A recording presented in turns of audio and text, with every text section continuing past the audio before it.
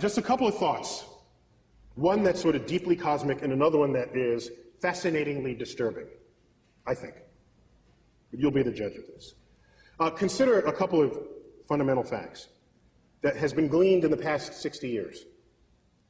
That the ingredients, if you had asked your chemistry teacher 50 years ago, once you looked at that mysterious chart of boxes that sat in front of your class, the periodic table of elements, where did those elements come from? The chemistry teacher would actually not have an answer for you. They'll say, well, we dig them out of the earth. That's not where they come from. It took modern astrophysics to determine the origin of the chemical elements. We observe stars. We know what goes on in their center. They explode, laying bare their contents. And what we have discovered is that the elements of the periodic table, that which we are made of, derive from the actions of stars that have manufactured the elements, exploded, scattered their enriched guts across the galaxy, contaminating or enriching gas clouds that then form a next generation of stars populated by planets and possibly life. And so, when you look at the ingredients of the universe, the number one ingredient is hydrogen. Next is helium. Next is hydrogen,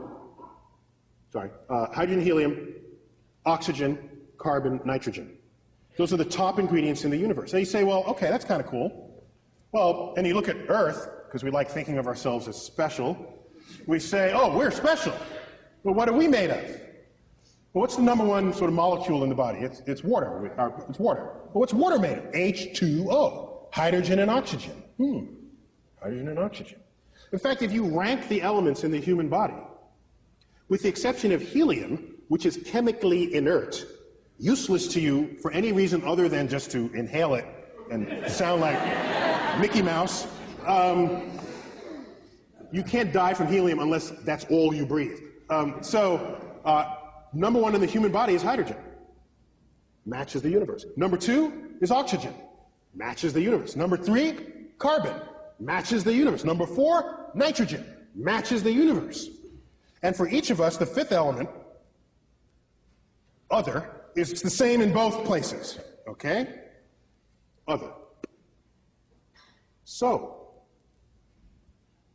we learned in the last 50 years that, of course, not only do we exist in this universe, it is the universe itself that exists within us.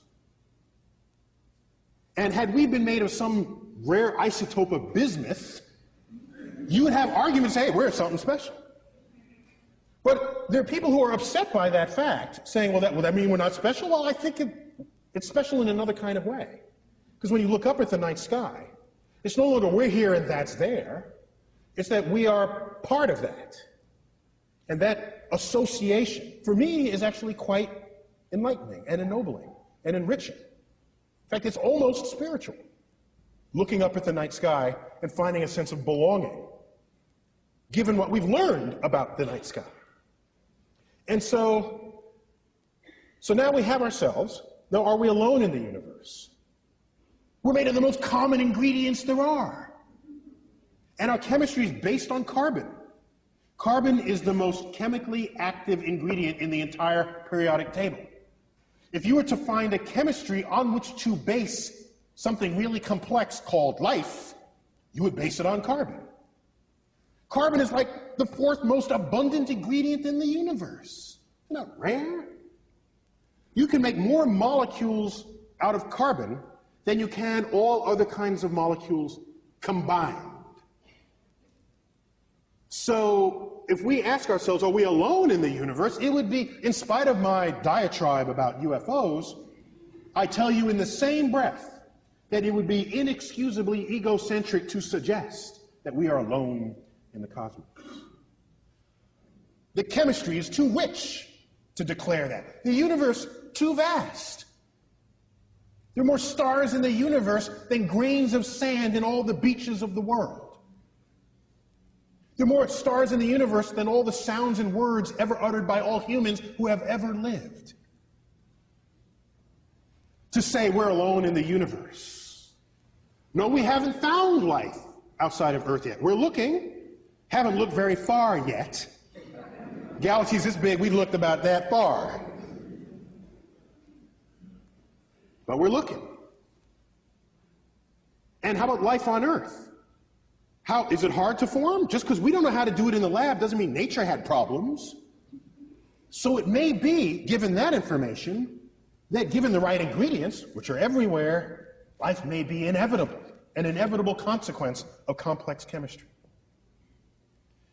If that's the case, we look around our own solar system, we look at Mars.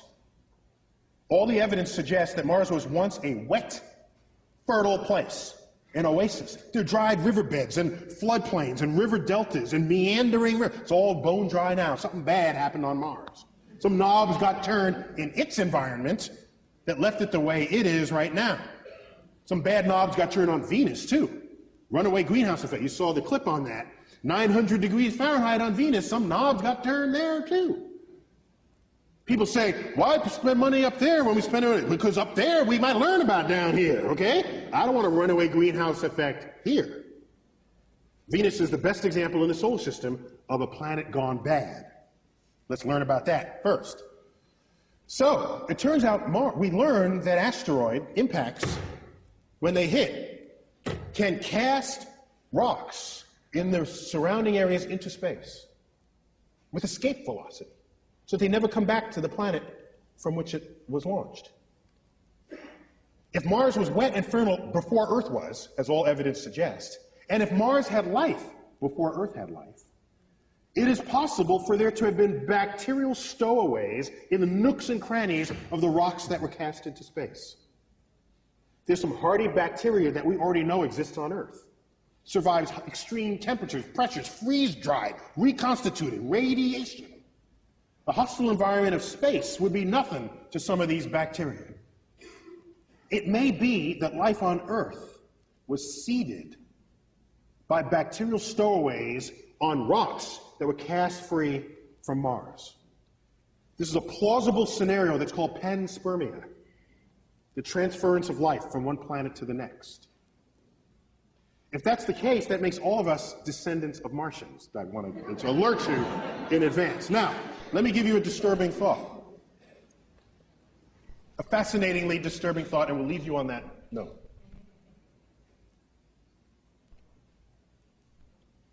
If you look at our closest genetic relative to human beings, it would be the chimpanzee. We share like 98+% identical DNA. We are smarter than a chimpanzee. So let's invent a measure of intelligence that make humans unique. Let's say intelligence is your ability to compose poetry, symphonies, do art, math, and science, let's say, okay? Let's make that as the arbitrary definition of intelligence for the moment. Chimps can't do any of that.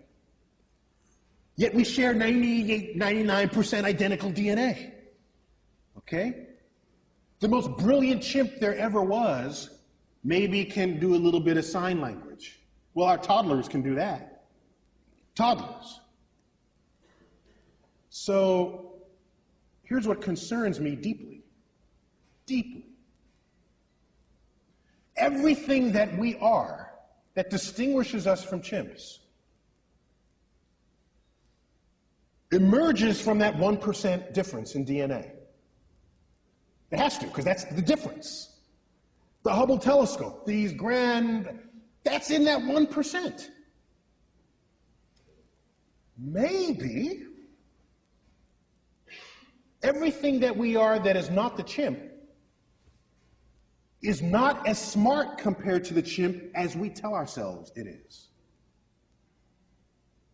Maybe the difference between constructing and launching a Hubble telescope and a chimp combining two finger motions as sign language, maybe that difference is not all that great. We tell ourselves it is, just the same way we label our books optical illusions. We tell ourselves it's a lot. Maybe it's almost nothing. How would we decide that? Imagine another life form that's 1% different from us in the direction that we are different from the chimp. Think about that. We got 1% difference and we're building the Hubble telescope. Go another 1%. What are we to they? We would be drooling, blithering idiots in their presence. That's what we would be. they would take Stephen Hawking and roll him in front of their primate researchers and say, well, this one is like the most brilliant among them because he can do sort of astrophysics in his head. Oh, isn't that cute? Little Johnny can do that too. Oh, that's so nice. Oh, in fact, Johnny just did that. Let me get it. It's on the refrigerator door. Here he is.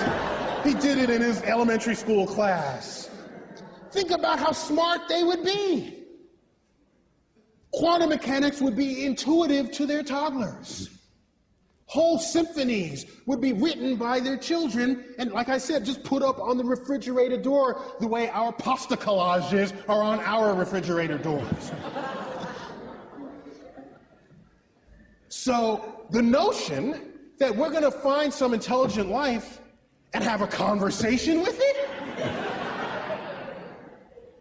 When was the last time you stopped to have a conversation with a worm? Or a bird? Oh, well, you might have had a conversation, but I don't think you expected an answer, all right? So, we don't have conversations with any other species on Earth with whom we have DNA in common. To believe that some intelligent other species is going to be interested in us enough to have a conversation? They'll look at our Hubble telescope and say, oh, isn't that quaint? Look at what they're doing.